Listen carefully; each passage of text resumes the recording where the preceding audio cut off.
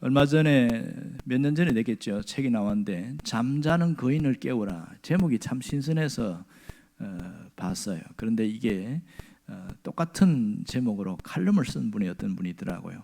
잠자는 거인을 깨우라. 하여튼 제목이 신선해서 읽어봤는데 각각 거인이라고 하는데 달랐어요. 이 책을 쓴 사람은 잠자는 거인은 학생이었습니다. 그러니까 이 내용은 학생들을 위한 건데 부제가 뭐냐면 학교 혁신을 위한 교사 리더십. 그래서 교사가 어떻게 학생들에게 있는 그 안에 있는 잠재력, 그 재능을 일깨워서 그들이 스스로 뭔가 학습을 잘할 수 있게 할 것인가, 그런 얘기였고요. 그 다음에 칼럼에서는 그 잠자는 거인은 성도들이었습니다. 성도들이 어떻게 하면 건강한 신앙을 가지고 신앙생활을 잘할 수 있을 것인가, 뭐 그런 내용이었어요. 그러니까 사람들에게는 보이지 않지만 우리 안에 거대한 나가 있는데 그걸 모르고 초라한 모습으로 살아가는구나, 그런 걸 제가 봤어요. 오늘 본문에도 보면 잠자는 거인과 같은 여인이 나옵니다. 그 사람 바로 우리가 아는 유명한 수가성의 우물가 여인입니다. 그런데 오늘 이 본문은요, 이 모든 것이 끝난 이후에 말미에 있어진 수가성 우물가 여인의 이야기입니다. 아마 이 내용은 잘 다루지 않아요. 설교 시간에도 별로 다루지 않는 부분이기도 합니다. 제가 한번 어떤 분이 설교를 했나 한번 찾아봤더니 아무리 봐도 잘 없어요. 그러니까 그렇게 소중하게 느껴지지 않을 수도 있고요. 주제가 자기가 원하는 분명하지 않을 수 있습니다. 하지만 가만히 읽어보면 이 안에서도 소중한 내용들이 있습니다. 여러분, 이 본문 내용 굉장히 간단합니다. 이 여인이 지금 수가성 여인이 물동이를 버려두고 어디로 갔습니까? 사마리아 성으로 갔잖아요. 거기서 사람들에게 누구를 얘기했어요? 내가 메시아를 만났습니다. 막 그 얘기를 하는 거예요. 메시아를 만났다고. 그랬더니 눈이 희둥그레져 가지고, 그래 진짜냐? 야, 그럼 우리도 가자. 그래서 예수님 있는 대로 다시 와요. 사람들이 모두가 온 건 아니겠죠.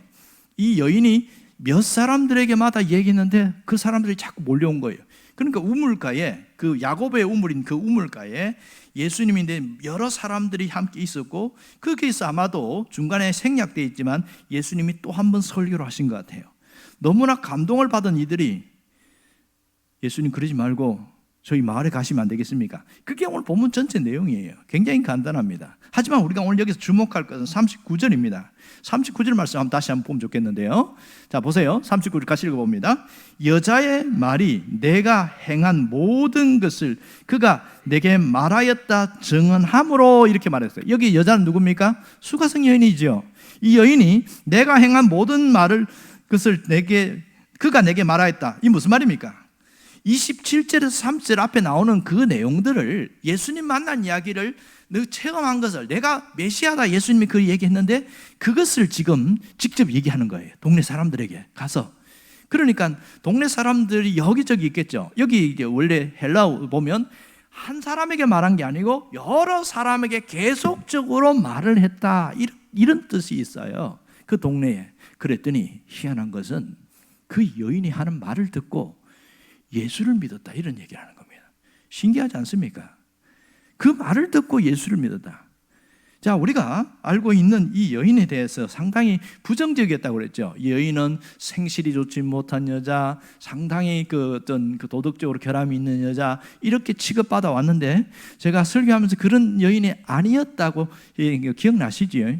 기억 안 나시는 분은 유튜브 들어가 보시면 잘 나와 있습니다. 이 여인은 그런 여인이 아니었어요. 그러나 자기의 삶이 얼마나 귀고한지 드러내기가 창피한 거예요. 그래서 숨어 살고 그렇게 사람과 접촉하지 않았던 그런 여인이 갑자기 사람들 앞에 나와서 그 얘기를 하는 겁니다. 그런데요, 이 39절에 보면 내가 행한 모든 것을 그가 내게 말했다 할 때, 내가 행한 모든 것, 이 무슨 말입니까? 예수님이 너 남편이 5 있지, 그리고 지금도 있는 남편도 지금 내 남편 아니잖아, 그것을 말한 게 아니고, 이 말한 것은 자신이 예수님 메시아를 만났다는 것을 얘기하고 있는 거예요. 그 얘기를 했더니, 자기가 발견한 메시아를 얘기했더니 사람들이 믿었다, 이렇게 말하는 겁니다. 놀라운 일 아니겠습니까? 그래서 무슨 일이 일어났어요? 40절 보세요. 무슨 일이 벌어졌는지 나옵니다. 같이 읽어볼까요? 사마리아인들이 예수께 와서 자기들과 함께 유하시기를 청하니 거기서 이틀을 유하시며 이렇게 말했습니다. 자, 사마리아 사람들과 유대인들은 어떤 관계라는 걸 아는 사람들은 이 성경을 읽을 때 이상하네 이런 얘기를 느낄 거예요. 그런데 그걸 모르는 사람들은 뭐 그런가 보다 그냥 넘어갑니다. 그러니까 사마리아 사람과 정통 유대인은 물과 기름 사이에, 물과 기름, 서로 섞일 수 없고 서로 같이 있을 수 없는 상황 사이입니다. 그런데 이 사마리아, 야고보의 우물에서 예수님을 만났던 사마리아인들이 예수님 그러지 말고요, 저희 마을에 같이 갑시다. 마을에 같이 갑시다. 저는 우리 방을 내드릴게요. 어떤 사람 방을 내드린다고 그러고 어떤 사람은 제가 음식을 준비하겠다고 그러고 사람들이 마음이 확 열려버린 거예요. 그래서 하룻밤만 자고 가려고 했는데 그러지 마시고 하룻밤 더 계세요. 그럼 이틀 있으면서 뭐 했을까요? 뭐 했을까요? 예수님에 대하여 얘기를 했겠죠.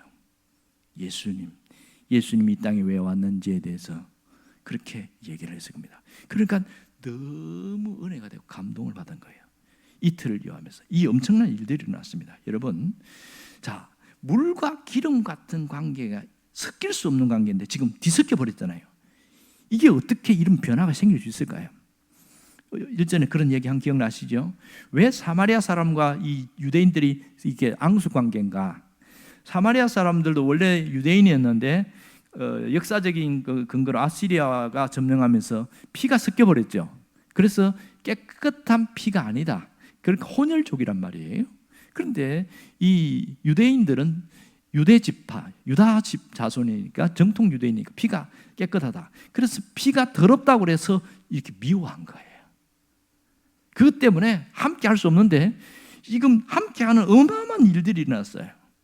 서로 깊은 불신과 적대감이 있었는데 그것이 싹 없어져 버렸어요. 굉장한 일이지 않습니까? 왜 그랬을까요? 무엇이 그들을 이렇게 만들었을까요?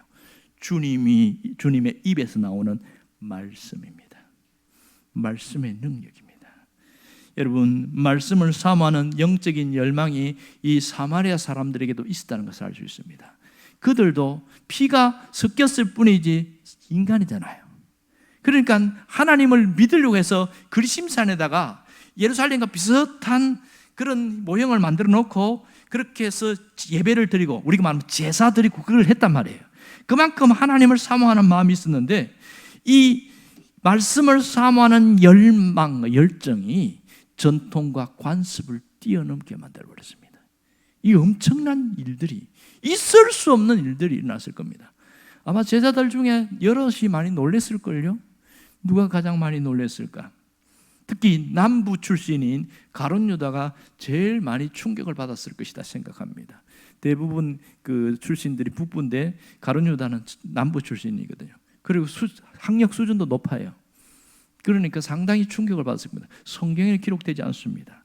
놀라운 것은 여기에서 그 사람들이 이렇게 은혜를 받고 변화가 일어났는데 그 다음에 무슨 일이 일어나면 41절을 보면 엄청난 변화가 일어났어요. 무슨 변화가 일어났을까요? 같이 읽어볼까요?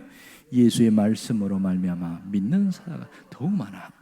지금 예수님 말씀을 들었어요. 이들이 나가갖고 자기 이웃에게, 친척에게 막 이야기하는 거예요. 야, 예수님 말씀 들으니까 내가 이제 살 것 같아. 이제 내 고민이 해결됐어. 문제가 해결됐어. 이런 사람들이 많으면 진짜 예수님 믿는 사람이 많아지기 시작했다는 거예요. 사마리아 성 안에서의 대부흥 운동이 일어나기 시작했습니다. 이것이 이 복음서 안에서 일어난 부흥 운동이었고, 두 번째 부흥 운동은 바로 사도행전에서 일어난 빌립 집사에 대한 대부흥 운동입니다. 이 엄청난 일들이 여기에서 일어나는 거죠. 놀라운 변화가 일어났습니다. 그러면서 42절에 보면 이런 얘기를 합니다. 이들이 사실은 여자한테 와서 뭐라고 그러냐면, 처음에는 우리가 믿는 것이 내 말로 그렇게 해서 믿는 거라고 하는데, 진짜 우리가 들어보니까 이분이 세상의 구주신 걸 진짜 알겠다, 진짜 깨달았다, 이렇게 얘기를 하고 있는 거예요. 자, 여기서 세상의 구주이심을 알미라 할 때 이 안다는 게 무슨 뜻이냐면, 안다는 것은 내가 직접 만나보니까, 경험해보니까, 야, 이 사람이 이런 분이구나, 그것을 친밀한 관계 속에서 깨닫게 되었다, 이 뜻입니다. 이 안다는 것이 굉장히 중요하죠. 신앙생활에서 그냥 어깨너머로 들어서 아는 것과 내가 체험해서 아는 건 굉장한 차이가 있습니다. 가장 불쌍한 사람은 뭔지 아세요? 교회 열심히 나오면서 옆에 사람이 내게 좋은 일이 생겼고 내가 뭐가 좋아졌고 뭐가 이랬고 이런 일이 하나님 응답하셨고 그런 얘기는 실컷 듣기만 하고 자기 삶에는 아무 아무런 변화도 없이 살아가는 사람, 제일 불쌍한 사람입니다. 왜 그럴까요? 하나님이 이 사람을 왕따시켜서 그러나요? 왜? 다른 사람에게는 기도 응답이 있고 다른 사람에게 하나님의 역사가 있는데 이 사람에게는 아무런 그런 변화와 기적도 나타나지 않고, 왜 그럴까요? 하나님이 이 사람을 싫어하시기 때문입니까? 아닙니다. 하나님은 사람을 차별하지 않습니다. 하나님은 사람을 차별하지 않습니다. 왜 그런 변화가 일어나냐? 이런 말씀에 대한 사모함이나 기대함이나 이런 열망이 없기 때문입니다. 가장 쉽게 이야기하면 덮어놓고 예수 믿으려고 하기 때문에 그래요. 그냥 교회만 왔다 갔다 하는 거, 그걸로서 신앙생활 전부라고 생각하고 사는 사람, 그런 사람에게는 하나님의 역사가 내 삶에 잘 안 나타나요. 누가 기도 응답 받았다더라, 기적이 일어났다더라, 뭐 병이 났다더라, 뭐 물질적으로 뭐 회복됐다더라, 이런 얘기와 소문만 계속 들으니까 속상한 거예요. 왜 내 삶에는 이런 일이 안 일어날까? 왜 안 일어나죠? 하나님께서 내 삶에도 역사하신다는 그 확고한 신뢰와 신앙이 분명하지 않은 거예요. 말씀을 통한 열망, 그 사모함이 분명하지 않은 거예요. 이들에게 왜 엄청난 변화가 생겼습니까? 말씀을 사모하는 열망이 높았기 때문에 놀라운 변화가 생겼습니다. 여러분, 여기서 놀라운 진리를 우리가 발견할 수 있는데요, 구원이라는 것은 도매금으로 받는 게 아닙니다. 구원은 개인적입니다. 내가 예수 믿었다고 자녀들이 예수 믿는 거 아니에요. 내가 천국 간다고 자녀들 천국 가는 거 아닙니다. 구원은 개인적이라는 걸 알아야 됩니다. 누구든지 대신해 줄 수 없는 것이 구원입니다. 철저하게 이것은 개인적인 거예요. 나도 예수 믿어야 되고 너도 예수 믿어야 되고 내 아들도 예수 믿어야 되고 내 딸도 예수 믿어야 되고 예수를 믿어야 진짜 구원을 얻는 거예요. 이게 첫 번째고요. 또 하나는 우리의 사명입니다. 내가 구원받은 자는 어떻게 살아냐? 이 여인과 같이 살아가야 된다는 거죠. 어떻게? 생명을 살리는 자로 살아가는 것. 이 여인을 통해서 알려주는 게 뭐냐면 생명 나눔의 실천입니다. 그렇게 했을 때 자기만 믿은 게 아니고 내가 나 혼자만 메시아 만났다 끝난 게 아니고 나가서 그 사마리아에 있는 사람들에게 가서 내가 이 메시아를 만났다고 전하는 것, 이게 놀라운 일인 것이죠. 여러분, 지금 우리가 어떻게 살고 있습니까? 과연 내가 생명을 나누고 생명을 살리는 그 일에 열심히 하고 있는가? 잘 안 되는 게 우리의 현실이에요. 왜 안 되는지 아세요? 눈앞에 있는 큰 문제, 현실이 내게 크게 와닿았기 때문에 그것을 해결하고 그것을 수습하려고 애쓰다 보면 막 이런 일을 중요한 줄 알지만 못할 때가 참 많습니다. 어떤 분은요, 그보다 더 먹고 사는 일이 너무 힘들어서 거기에 급급해서 돈을 벌어야 되기 때문에 내가 알면서도 못하는 경우도 있습니다. 정말 여러분, 주님은 우리가 먹는 문제에 대해서 외면하시는 적이 없습니다. 오죽하면 주기도문에 일용할 양식을 위해서 너희들이 기도해라, 주님의 가르치신 기도에 그걸 알려줬을까요? 일용할 양식이 뭡니까? 매일매일 먹고 사는 겁니다. 이건 영적인 것만 말하는 게 아니에요. 주님은 우리가 먹고 사는 일에 굉장히 관심이 많습니다. 그러나 거기에만 함몰되어 사는 것은 잘못했다, 그렇게 말합니다. 너희가 먹고 마시는 일에 거기에 근심걱정하고 사는 것은 그것은 잘못된 거다. 그러나 중요한 것은 일용할 양식이 필요하다는 거예요. 자, 보세요. 예수님이 공생이 시작하기 전에 가장 사탄이 와서 제일 먼저 뭘 시험했습니까? 명예를 갖고 시험했어요? 아니면 돈으로 시험했어요? 먹는 걸로 시험했어요? 먹는 거였어요. 왜? 40일 굶었잖아요. 그러니까 내게 필요한 것, 내가 가장 절박한 것으로 사탄은 우리에게 와서 흔들어 버립니다. 생명 나눔 가장 소중한 줄 알죠? 영혼 살리는 거 중요한 줄 알죠? 하지만 내가 갖고 있는 문제에 함몰되게 만들어서 못하게 만들어버리는 겁니다. 예수님은 정말 절박했잖아요. 예수님이 능력이 있으니까 돌을 떡으로 만들 수 있습니다. 그러니까 사탄이 와서 시험하죠. 나한테는 그런 얘기 절대 안 합니다. 근데 예수님 뭘로 이겼어요? 사람이 떡으로만 살 것이 아니요, 하나님의 입에서 나오는 모든 말씀으로 살 것이다. 신명기 8장의 말씀으로 툭 던져버렸어요. 나가 떨어져 버렸어요.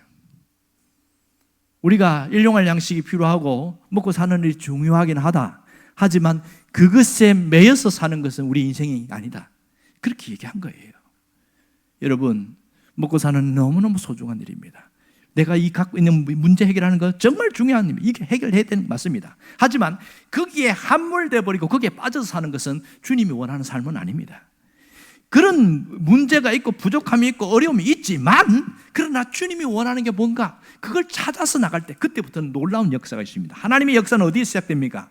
바로 주님이 원하는 일을 할 때에 하나님의 역사가 시작되어집니다. 그것이 뭐예요? 예수 생명으로 세상을 깨우는 일을 하는 겁니다. 세상 하니까 뭐 거창한 것 같죠? 바로 옆에 있는 한 사람을 살려내는 일을 하는 게 그게 세상입니다. 예수 생명 나누는 일을 하는 것, 이게 주님이 원하는 거예요. 그런데 그게 생각보다 거창한 일이 아니거든요. 그냥 내가 주님을 사랑하는 마음을 갖고 내가 먹고 사는 일도 중요하지만, 내 문제 해결도 중요하지만, 그래도 이 일은 내가 우선적으로 해야 될 일이다, 그러고 기도하면서 그 일에 집중하려고 애를 쓰는 거, 그걸 주님이 보시는 거예요. 이런 사람에게 하나님의 역사가 있습니다. 이런 사람에게 기적이 있습니다. 여러분은 어떻게 살기를 원합니까? 하나님 이거 해결해 주세요, 돈 주세요, 물질 해결해 주세요, 이걸 해주세요, 여기에만 매여서 해결해 주기를 원하고 기도할 것입니까? 아니면 이걸도 해결되지만 하나님, 내가 주님이 원하는 이걸 또 내가 먼저 하려고 합니다. 주님 영혼 살리는 일 내가 애를 쓰게 됐습니다. 도와주세요. 주님이 어떤 사람이 더 흡족해 할까? 두 번째 사람 맞지요? 하나님이 똑같은 일을 동시에 해결해야 되는데 우선권을 누구에게 더 주겠어요? 두 번째 사람 아니겠어요? 앞에 사람은 해결되면 그냥 그걸로 오케이 끝, 하나님과 아무 상관없습니다. 그러나 영혼 살리기 위해서 애를 쓰는 사람은 그것 영혼 살리는 일을 했어요. 그랬을 때에 내 문제가 해결됐어요. 물질이 해결됐어요. 그럴 때에 무슨 생각합니까? 하나님이 나를 통해 일하신다, 내가 하나님 앞에 쓰임만다, 얼마나 귀하게 여기는지 몰라요. 여러분, 그런 사람 되길 바랍니다. 여러분, 우리가 할 일이 어려운 게 아니에요. 내가 만난 예수를 소개하고 나누는 일입니다. 누구처럼? 여인처럼 말입니다. 그래서 우리가 초청하잖아요. 전도하는 게 아니고 초청하잖아요. 한번 와봐라고 초청하는 거잖아요. 전도는 뭡니까? 복음을 전하는 게 전도잖아요. 말씀을 전하는 게 전도단 말입니다. 예수님이 누구시고, 예수님이 어떻게 누구를 위해 돌아가셨고, 그걸 내가 다 이야기하기 어려워. 그건 누가 하면 됩니까? 그거는 목사가 하면 됩니다. 여러분은 뭐 하면 돼요? 초청만 하면 됩니다. 그렇게 어렵지 않습니다. 이 사마리아 사람이 한 일이 뭐예요? 예수님이 어떤 분에 대해서 자세하게 풀어줬습니까? 어떻게 했습니까? 초청했습니까? 초청했습니다. 뭐라고요? 와서 보라고. 내가 메시아 만났는데 한번 와 보세요. 자, 내가 만난 예수님을 소개하면서 이야기하는 거예요. 한마디로 핵심을 이야기해요. 그런데 사람들은 그 여인이 하는 말을 더 신뢰하면서 신기하게 여겼을까요? 아니면 그 표정일까요? 첫 번째예요, 두 번째예요? 둘 다겠죠. 잘 생각해 보세요. 이 여인이 어떻게 살았을까요? 자, 여인이 지금 5번째 이혼당했어요. 그리고 6번째 사람과 사는데 아직 혼인신고도 안 했어. 그래서 남편이 아니라고 이야기한 거예요. 이 사람이 5번 버림받았어요. 버림받은 그 사람의 삶이라는 건 얼마나 비참한지 아세요? 인정받지 못하고 철저하게 외면하고 버림받았을 때에 죽고 싶은 마음이 얼마나 많이 들었겠습니까? 그 당시 사회 시스템에는 여인이 남편과 결혼하지 않으면, 결혼이라는 시스템 속에 들어가지 않으면 살 수가 없어요. 살 수가 없어요. 그만큼 비참한 삶이었습니다. 그래서 남자가 나하고 결혼하자 그러면 그냥 따라가는 거예요. 물론 놓으라고 할 수도 있지만 말입니다. 그런 어려움 속에 여인은 사람이 싫었던 거겠죠. 사람이 싫어서 털어박혀 있고 사람을 피해 다니고. 왜? 자기 자신이 너무 슬픈 인생이야. 너무 비참한 인생이에요. 세상에 5번 버림받은 여자가 몇이나 있겠어요. 그러니 구설수 오르는 게 너무너무 싫은 거예요. 그래서 난 12시 그 떼약볕에 물동이를 이고 그 야곱의 우물에 가서 물을 길고 오고 하는 거예요. 그렇게 하면서 기구한 삶을 살아갔던 이 여인입니다. 이 여인이 예수를 전한다는 건 불가능한 일입니다. 그런데요, 예수님 만난 이후에 싹 바뀌었어요. 그에게 예수님 메시아를 만났을 때 자기가 갖고 있는 고민과 모든 인생의 문제가 순식간에 해결돼 버렸어요. 그때 뭐가 달라진 줄 아십니까? 표정입니다. 사람들은 이 여인이 메시아를 만났다는 얘기를 듣고서도 놀라워했지만 가장 놀라운 것은 사람들과 접촉하지 않고 만나지 않던 여인이 사람들이 와서 얼굴이 환해가지고 너무 화난 모습으로 막 이야기하는데 그 외모를 보고 놀래버리는 거예요. 어떻게 이 여인이 이렇게 바뀔 수 있냐는 거. 어떻게 뭐가 있긴 있다. 이게 뭐가 이 여인을 바뀐 거 보면 틀림없이 뭐가 있다. 그래서 한번 가보자. 그래서 예수님 있는데 간 거죠. 이게 여러분 진짜 예수 믿는 사람 뭐가 달라진지 아세요? 얼굴이 달라집니다. 예수를 제대로 믿으면 얼굴이 달라져요. 물론 우리 삶 속에는 근심도 있고요, 걱정도 있어요, 문제도 있어요. 그리고 아프기도 하고 물질 때문에 어려움 당하기도 하고 삶에 상당히 어려움이 있지만 그러나 우리 안에 진짜 예수로 충만한 사람은 얼굴이 환해질 수밖에 없는 거예요. 근심도 있지만 그것을 이겨낼 수 있는 힘은 예수로 충만하기 때문에 가능한 일입니다. 여러분이 예수로 충만할 수 있기를 바랍니다. 그런 변화가 있거든요. 그러니 저 사람 저거 죽을 울상을 하면서 그러니까 한숨 세상에 땅에 꺼지라고 그렇게 한숨 쉬면서 그렇게 방구석에 처박혀 있어야 되는데 어떻게 저렇게 뭐 나가서 전도진 돌고 미쳤나 보다. 사람들 그렇게 이야기하는 거예요. 미치지 않으면 그렇게 말 못하고 하거든요. 이게 가능한 이유가 뭐예요? 예수님이 자기 안에 있으니까 삶이 달라지는 거예요. 확신이 생기는 거예요. 주님이 계시니까 지금은 어렵지만 지금은 문제투성이지만 반드시 주님이 나와 함께 하시기를 역사하신다. 주님이 해결하신다. 믿는 거죠. 성경에 뭐라고 그랬어요? 네 믿음대로 되리라. 믿는 대로 됩니다. 간단한 진리인데 사람들은 그걸 못 붙드는 거예요. 그래도 그래요. 그래도 그래서 자꾸 사람 찾아가고 내 문제를 해결할 수 있는 의사 찾아가고 뭐 또 그렇게 자꾸 누군가를 자꾸 의지하는 거예요. 자꾸 의지하는. 도움이 되죠. 그 자체가 나쁜 거 아니에요. 사람 찾아가서 해결하는 거 도움이 돼요. 문제가 돼요. 문제는 사람만 찾아가는 거예요. 이건 심각한 겁니다. 그래서 하나님이 싫어하는 거죠. 하나님을 붙들어야 되는데 사람만 찾아가는 거예요. 이게 문제가 되는 거죠. 사실 가만히 보면 여인은 예수님을 만났지만 굳이 사마리아 성까지 가갖고 내가 메시아를 만났다 이야기할 필요 있어 없어요? 안 해도 돼요. 그러니까 먼저 우선 급한 게 뭐예요? 물 들어왔잖아요. 그러면 물동에 내가 너무 기뻐가지고 그 자기 혼자 기쁨을 간직한 채 내가 이제 문제가 해결되면 반드시 내가 사람들에게 이 기쁨을 전하리라. 그래도 됩니다. 그래서 물동이에 다시 이고 집에 가갖고 다 설거지하고 다 밥하고 준비하고 다 하고 그리고 아유 이제 할 일 다 끝냈네. 이제 한번 나가보자. 그래도 돼요. 시간이 없으니까 지금 바쁘니까. 그럼 내일 하지. 내일 해도 됩니다. 그런데요 이 여인은 지금 물 들어왔는데도 그것도 내려놓고 즉시 가서 예수님을 소개했습니다. 이게 우선순위입니다. 해결해야 될 일이 있어요. 하지만 이것은 내가 지금 하지 않으면 안 된다. 그래서 그 긴급성을 느끼고 직접 한 거예요. 주님은 그걸 굉장히 기쁘게 보신 거죠. 여러분, 주님이 우리가 한 번 왔다가 가는 인생이라는 것은 우리가 알고 있어요. 주님 우리에게 원하는 게 뭘까요? 가치 있게 살아가라는 거예요. 의미 있는 인생을 살기를 원하는 겁니다. 돈 벌다가 살다가 자식 키우다가 살다가 죽는 그런 인생 살지 말고 좀 가치 있게 살다가 가라. 뭔가 주님 앞에 갔을 때 뭔가 하나님이 뭔가 줄 수 있는 상급을 줄 수 있는 그런 인생을 살기를 원하는 거죠. 너 뭐 하다 왔냐 그러면 저 열심히 자식 키우다가 왔는데요. 그게 상급이 되겠습니까? 뭐 하다가 왔냐? 나 열심히 돈 벌어가지고 이렇게 뭐 하다가 왔다고. 그게 주님 앞에 무슨 상관이 있겠어요? 뭔가 좀 가치 있는 일 하다가 오란 말입니다. 가장 가치 있는 일이 뭡니까? 생명 살리는 일입니다. 가장 가치 있는 일. 그 엄청난 것도 아니에요. 내가 할 수 있는 수준 안에서 그 일을 하면 되는 겁니다. 지금 이 여인이 하는 것은 그거예요. 그렇다고 해서 어마어마한 뭐 지식 있고 그걸 한 게 아니에요. 내가 예수님 만났는데 한번 와볼래요? 끝. 그 하나가 그의 인생을 가치 있게 만들었습니다.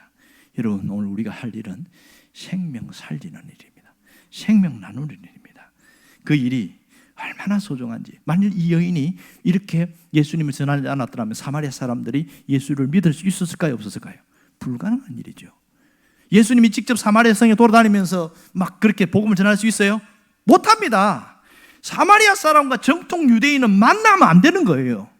그 돌마다 죽어요, 거기 가면. 그런데 이 여인이 가서 이야기하니까, 그리고 사람들이 직접 예수님께 왔어요. 그리고 예수님을 초청해서 데려가니까 아무 문제가 없어진 거죠. 어마어마한 일이 일어난 거 아니겠어요? 여러분, 신앙생활에서 부흥의 바람은 한 사람을 통해서 바람이 불기 시작합니다. 그래서 여러 사람 바람이 불기 시작합니다. 실제 이런 일이 있었던 거 아시죠? D.L. 무디가 어떻게 예수 믿은지 아십니까? 그 17살 때 D.L.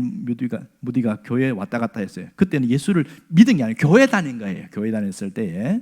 그때 킴볼 선생님이 무디에게 와서 묻습니다. 뭐라고 묻냐면, 너는 예수를 믿니? 이렇게 물었어요. 우리 식으로 표현할게요. 예수 믿니? 그랬더니 무디가 뭐라 하냐면, 저 교회 열심히 다닙니다. 그랬어요. 아니, 그거 말고 너희 마음속에 예수님이 계시냐? 이렇게 물었어요. 그 말에 충격을 받은 거예요. 한 번도 그 생각해 본 적이 없거든요. 계신 것 같기도 하고 안 계신 것 같기도 잘 모르겠는데요. 그래서 성경을 펼쳐서 킴볼 선생님이 자세하게 이야기를 한 거예요. 예수님을 마음속에 모셔드려야 예수 믿는 거다. 그 얘기를 하는 거예요. 그때부터 무디가 내가 예수 믿겠습니다. 그렇게 했어요. 그런데 달라졌어요. 갑자기 마음에 뜨거움이 일어나고 얼굴이 기쁨이 확 펴더래요. 그러면서 편지를 써가지고 어머니에게, 어머니, 제가 오늘 킴볼 선생님 만나서 예수님이 누군지를 알았고 예수를 믿었습니다. 편지를 보냈어요. 근데 그 편지가 남아있는 거예요. 그래서 그걸 알게 된 거죠. 근데 놀라운 것은요, 이 D.L. 무디가 예수를 믿고 나서부터 갑자기 확 달라지기 시작했잖아요. 그런데 많은 사람에게 복음을 전했습니다. 그 중에 한 사람은 누구냐면 바로 프레드릭 마이어라는 사람이었습니다. 프레드릭 마이어. 이 사람은 영국인데 이 무디가 영국까지 가서 복음을 전하다가 프레드릭 마이어를 만났어요. 이 사람이 가슴이 뜨거워지기 시작해갖고 거기서 또 전했을 때 체퍼먼이라는 사람을 또 예수 믿겠습니다. 이 체퍼먼이 복음에 뜨거워져갖고 예수를 전하는데 누구를 전했냐면 그 메이저리그에서 야구 선수로 있던 그 빌리 썬데이라는 그 야구 선수에게 복음을 전했어요. 그랬더니 이 메이저리그 야구 선수가 너무 가슴에 불이 타가지고 자기 야구 선수 생활을 그냥 내려놓고 복음 전도자로 다니기 시작하는 겁니다. 막 그러면서 외치고 하는데 거기에서 온 영국과 미국의 대부흥운동이 일어난 거죠. 이게 역사적 사실이죠. 그래갖고 이 빌리 썬데이가 누구를 선도했냐면 바로 그 빌리 그레이엄, 지금 돌아가셨죠? 빌리 그레이엄 대부흥운동. 한 사람에게 부흥의 불씨가 떨어졌는데 그 부흥의 불씨가 바람을 일으키기 시작하면서 수많은 사람에게 퍼지기 시작하더니 결국은 큰 부흥의 바람이 일어나는 겁니다. 여러분, 하나님이 우리에게 복음의 불씨를 우리 안에 심어줬어요. 우리 안에 이 복음의 불길이 솟아나기를 바랍니다.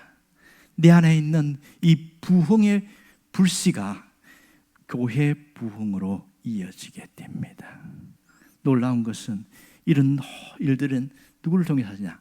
나를 통하여 하나님 일을 하시기를 원하는 거죠. 지금도 부흥은 됩니다.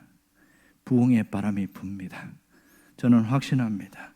내가 부흥의 전달자가 되겠다. 내가 부흥의 불꽃이 되겠다. 그렇게 결단하고 나면 그 사람을 통해 하나님이 부흥의 역사를 일으킵니다. 여러분, 교회는 목사가 부흥시키는 게 아니에요. 부흥의 불이 탄 불씨를 가진 그 사람이 부흥을 시키는 겁니다. 그러니까 천국 가면 그러잖아요. 천국 가면 누가 상급이 더 큰 줄 아세요? 목사가 아니고 부흥의 불씨를 일으킨 그 사람이 상급이 크다, 그렇게 얘기합니다. 그래서 늘 저는 겸손하려고 한 거예요. 사실 목사는 가봐야 상급이 별로 없어요. 부흥을 일으킬 헌신한 그 사람이 상급이 더 크다는 겁니다. 여러분들이 상급이 훨씬 크다는 걸 알아야 됩니다. 여러분이 자신을 돌아보기를 바랍니다. 물동이만 여전히 다시 이고 다니는 그런 인생을 살고 있는지, 아니면 다시 하늘 양식을 채워서 그 양식을 갖고 이 양식으로 살아가는지 한번 돌아볼 수 있기를 바라요. 오늘 이 물동이 문제를 해결하려고만 매여 있는지, 아니면 물동이를 버려두고 이 여인처럼 나도 복음 전도자가 돼야 되겠다, 그렇게 해서 옆에 있는 사람에게 복음을 전하는 사람인지 한번 돌아보면 좋겠어요. 하나님은 우리가 나를 통해서 교회가 세워지기를 원하고요, 나를 통해서 하나님의 나라가 세워지기를 원하고 있습니다. 가장 작은 나의 보잘것없는 것이 이런 변화입니다. 여러분, 부흥은 어디서 시작된지 아세요? 눈빛에서 달라집니다. 표정에서 달라집니다.